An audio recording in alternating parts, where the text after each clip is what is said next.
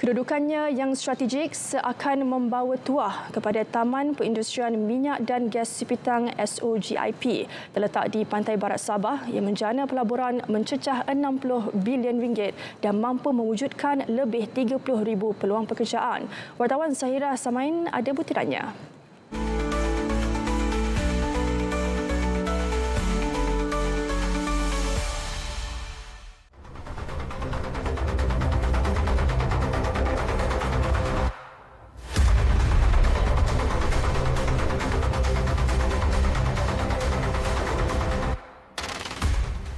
SOGIP ini adalah merupakan satu-satunya taman perindustrian yang berasaskan kepada oil and gas. Perkapalan daripada barat dan ke Far East seperti negara China, Korea dan juga Jepun yang amat perlukan gas dan sebagainya boleh menggunakan SOGIP ini sebagai satu hub ataupun persinggahan bagi molekul-molekul tersebutlah. SOGIP memulakan operasi pada 2017 dengan projek amonia dan urea Sabah Samor milik Petronas Chemical Fertilizer Sabah Sendirian Berhad dengan pelaburan 4.6 bilion ringgit. Aktiviti perindustrian di SOGIP mula rancak sejak tahun 2022. Dalam masa 2 tahun, kita telah membawa banyak pelabur-pelabur datang dan telah pun menandatangani perjanjian penyewaan tanah dan sebagainya.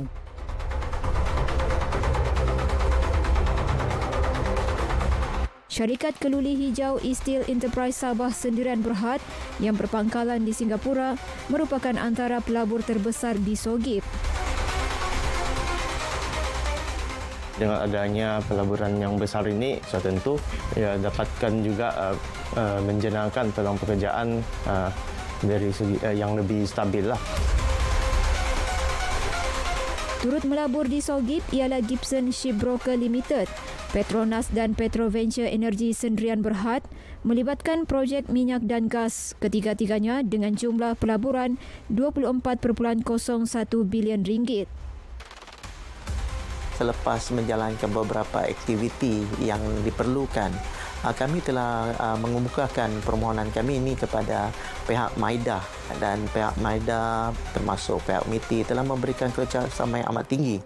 Saya melihat sendiri bagaimana pelaburan-pelaburan di kawasan ini memberi impak yang positif terhadap ekonomi dan secara peribadi kehidupan saya sekaranglah. Saya yang sebelum ini berada di luar negara semenjak 30 tahun lebih dalam bidang oil and gas. Saya akan bawa tu pengalaman di sini untuk menabur bakti kepada negeri saya sendiri. Memberi peluang kepada warga-warga Sabah yang mempunyai kepakaran-kepakaran di bidang masing-masing untuk berkhidmat kembali di tanah air kita dan berbakti kepada negeri kita sendiri. Saya pernah berkhidmat di Semenanjung Malaysia dan disebabkan projek-projek di dalam SOGIP ini berjaya, saya dapat kembali ke Sabah dan berkhidmat untuk negeri Sabah. Pelaburan besar diterima SOGIP ditambah lagi dengan pewujudan pelabuhan SOGIP akan memperkukuh kedudukan Sabah sebagai pemain penting dalam arena perdagangan antarabangsa dan logistik serta mempercepat integrasi dengan ekonomi global. Zahira Samain, RTM.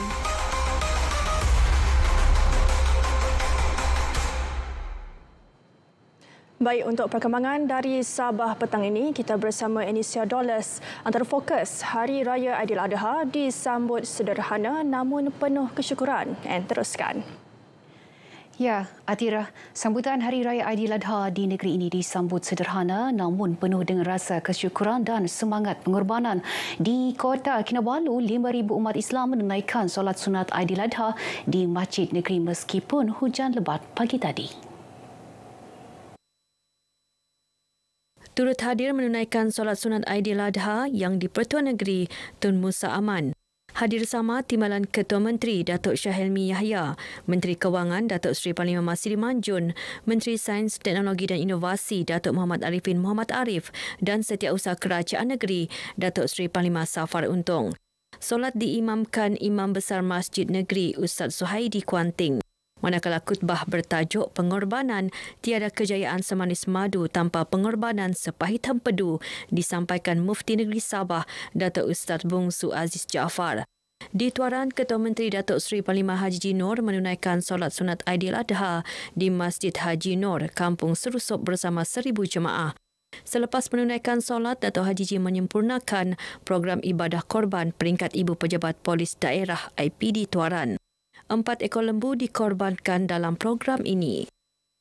Ianya bukan mengorbankan binatang ternakan semata-mata, tetapi dalam kehidupan kita sebagai manusia ini kita kena bertolak ansur, bekerjasama dan juga sanggup berkorban untuk kebaikan kita bersama. Maknanya kita mesti mementingkan perpaduan dan juga masa depan rakyat yang berbilang kaum di negeri Sabah ini. Sementara itu, di Sandakan, cuaca cerah membolehkan umat Islam menunaikan solat sunat Aidiladha secara berjemaah di masjid-masjid sekitar daerah itu. Di Masjid Daerah Sandakan, kira-kira 5,000 umat Islam menunaikan solat sunat Aidiladha. Khutbah disampaikan Imam Masjid Daerah Sandakan Ustaz Muhammad Khairul Abdul Razak. Beliau mengajak umat Islam menjadikan kisah pengorbanan Nabi Ibrahim dalam membentuk nilai keimanan dan keikhlasan.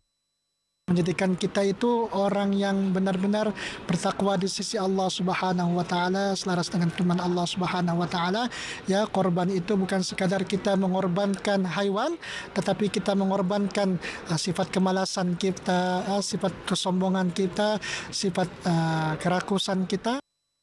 Di Tawau, 1,000 jemaah menunaikan solat sunat Aidiladha di Masjid Babul Khair di Kampung Titingan. Hadir sama Adun Apas Datuk Nizam Abu Bakar Titingan yang juga pembantu menteri kepada Ketua Menteri. Beliau juga mahu umat Islam mengambil iktibar kisah pengorbanan Nabi Ibrahim. Saya berharap agar umat Islam dapat menjadikan ini sebagai satu contoh, kerana untuk kita berjaya maka kita perlu berjuang. Untuk kita berjuang maka kita perlu berkorban. Kerana dengan kita berkorban, insya-Allah apa yang kita hajati akan tercapai. Yang di-Pertua Negeri Tun Musa Aman menyeru seluruh umat Islam di negeri ini untuk terus memupuk persefahaman dan persaudaraan antara sesama. Ini termasuklah kepada masyarakat berlainan agama, suku kaum dan keturunan. Menerusi hantaran di laman Facebooknya, Tun Musa berkata, keadaan aman damai dan sentosa membolehkan apa juga perayaan disambut dengan meriah. Lazimnya pada Hari Raya Aidiladha, umat Islam berkemampuan akan mengerjakan ibadah korban sebagai tanda kesyukuran dan golongan kurang berkemampuan akan menerima sumbangan korban. Di situlah letaknya keindahan sebenar ibadah korban yang saban tahun dilaksana umat Islam. Tun Musa dan keluarga turut mengucapkan selamat Hari Raya Aidiladha kepada seluruh umat Islam di Sabah dan berharap Aidiladha disambut dalam suasana meriah di samping keluarga.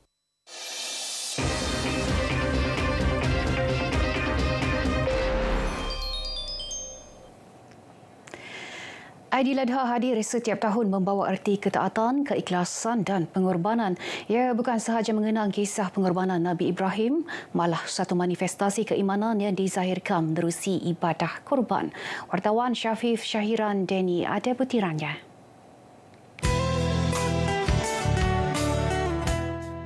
Di sebalik kelancaran ibadah korban yang penuh makna, terdapat usaha berterusan pihak berkuasa agama. Bagi negeri ini, Jabatan Hal Ehwal Agama Islam Negeri Sabah JAINS memainkan peranan penting sebagai pentadbir ibadah, penyampai mesej dakwah dan pemudah cara kebajikan. Jabatan ini berdiri teguh menyediakan garis panduan penyembelihan hingga keagihan daging korban kepada golongan yang memerlukan. Pertamanya kepada golongan asnaf ataupun fakir miskin, yang keduanya golongan kembali kepada penyumbang itu sendiri, sama ada dirinya sendiri ataupun yang berkaitan dengan orang yang ditanggungnya, keluarganya, dan kemudian kepada golongan jiran ataupun tetangganya, sama ada jiran itu orang yang berkemampuan ataupun tidak. Ibadah korban terbagi kepada dua bahagian iaitu korban sunnah dan korban wajib yang juga dikenali sebagai korban nazar. Tahun ini, lebih 12,000 haiwan korban disembelih di seluruh negeri membabitkan ratusan masjid dan surau. Kebiasaannya, ibadah korban dilaksana dengan bantuan sukarelawan, penduduk setempat dan jawatan kuasa peringkat kampung. Pengagihan daging korban pula di bawah pasukan agihan korban yang diselaras oleh Jains. Mereka bertanggungjawab memastikan daging korban diterima oleh golongan yang memerlukan sama ada di kawasan bandar atau pedalaman. Bagi penduduk luar bandar, kehadiran pasukan ini bukan sekadar membawa daging korban, malah disertai semangat persaudaraan termasuk kepada masyarakat bukan Islam. Kalau kita tengok pun dalam Fatwa Negeri Sabah yang telah dimuzakarakan oleh Jawatan Kuasa Fatwa Negeri Sabah pada 23 hingga 24 Mei 2017 telah memutuskan bahawasanya hukum memberi makan daging korban kepada orang bukan Islam. Maknanya ada kebolehannya ataupun ada keharusan diberikan kepada golongan ini. Selain agihan fizikal, Jains juga menganjurkan program dakwah, ceramah dan aktiviti kesedaran khususnya kepada anak muda. Saya tengok cabaran ini bukan saja pada golongan muda tetapi golongan yang sudah berusia, khususnya dari segi memahami konsep korban ini. Sesungguhnya sambutan Aidiladha di Sabah bukan sahaja menjadi simbol ibadah dan tradisi, tetapi juga cerminan kasih sayang dan penyatuan dalam kepelbagaian. Di sinilah erti sebenar korban memberi tanpa mengharap, berbakti tanpa syarat. Syafif Syahirandeni, RTM.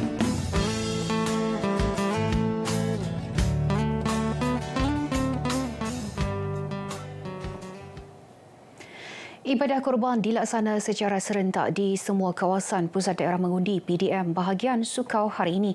Ia membabitkan 20 ekor lembu korban sumbangan Parti Gagasan Rakyat Sabah Gagasan Rakyat bahagian Sukau.